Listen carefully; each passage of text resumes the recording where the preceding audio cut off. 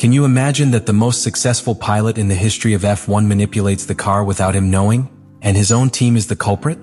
Well, the same has just exploded in Ferrari after the Netherlands GP, and what the Hamilton engineer revealed could be the greatest technical scandal in the entire season.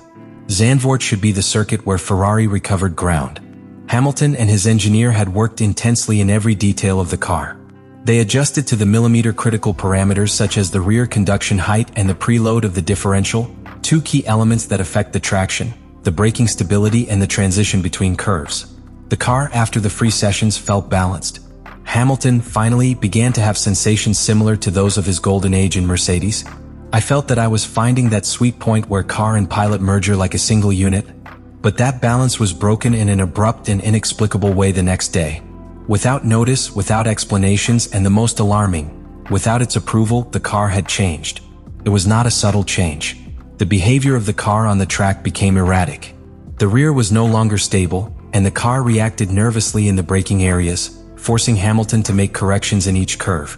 The references that had built the day before were no longer served. He faced a different car that he had left on Friday night.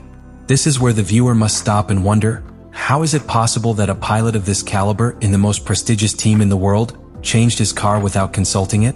How can it be justified that your car, meticulously adjusted during training, has been altered just before a key classification? What initially seemed an anomaly or a bad data reading would be very soon in an unprecedented technical scandal.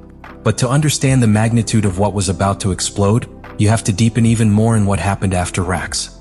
In the center of this story is not just a badly adjusted car, not even a simple technical uncoordination. What unleashed the storm in Ferrari after the GP of the Netherlands was a direct, public and devastating revelation by someone who rarely raises the voice. Riccardo Adami, career engineer of Lewis Hamilton, one of the most respected technicians of the paddock. After years being the tactical mind behind great performances, including his stage with Vettel and then with Leclerc, Adami is not someone who is exposed to the media for no reason. But this time I could not remain silent. The anomalies suffered by Hamilton in classification and career could not be justified as minor failures.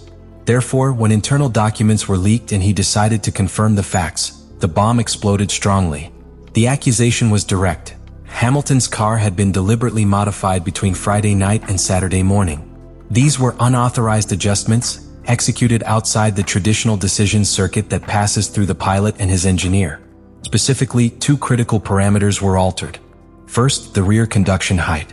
This measure, which regulates how much the rear of the car is raised with respect to the ground, directly affects the braking stability, the efficiency of the diffuser, and the dynamic balance of the car.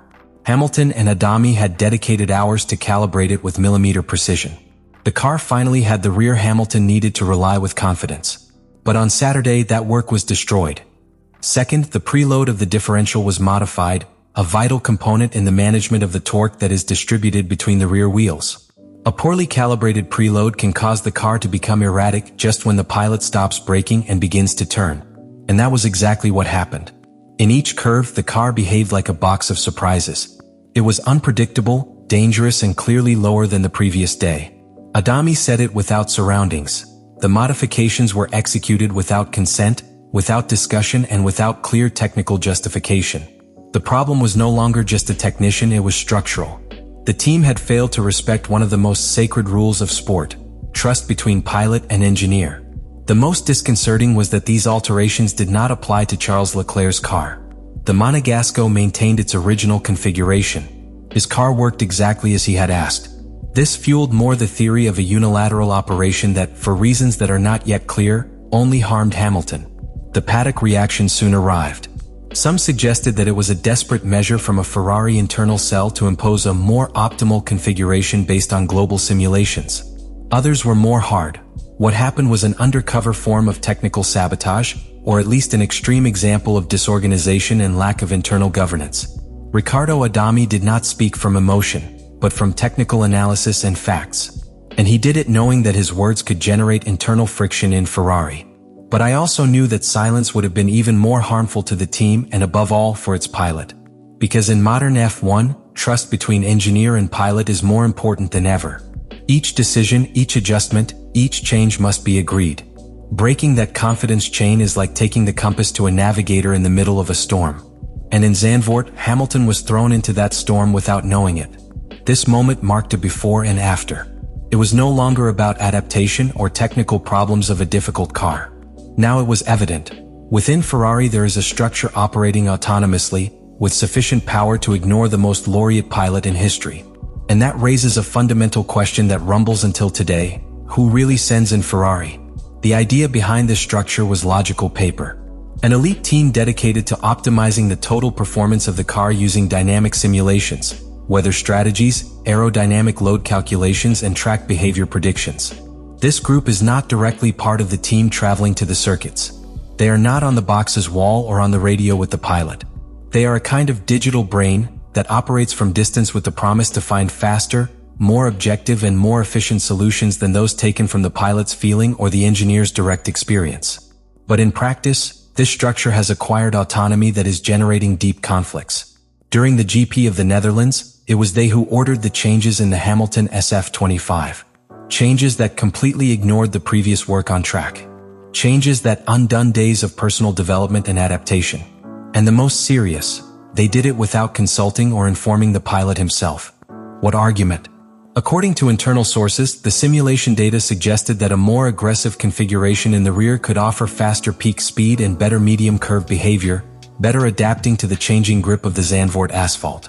From Maranello, the algorithms said that it was necessary to modify. From Zandvoort, Hamilton said the car was already perfect. And the voice of the simulation was the one that won. This reveals one of the most modern and dangerous tensions of the current Formula One: the struggle between the machine and the instinct, between simulation and human experience. What in theory should be a support tool became a structure with direct decision-making capacity. Ability that, in this case, resulted in an absolute disaster. The Central Performance Group not only acted unilaterally, he also showed technical favoritism. Because while Hamilton's car was intervened and unbalanced, that of Charles Leclerc remained unchanged. The Monegasco retained exactly the configuration he had requested, and his track engineer confirmed that there was no remote intervention about his car. This is not just strange, it is alarming. Ferrari has defended the existence of this group as an integral part of its technical process, a unit designed to help engineers and pilots.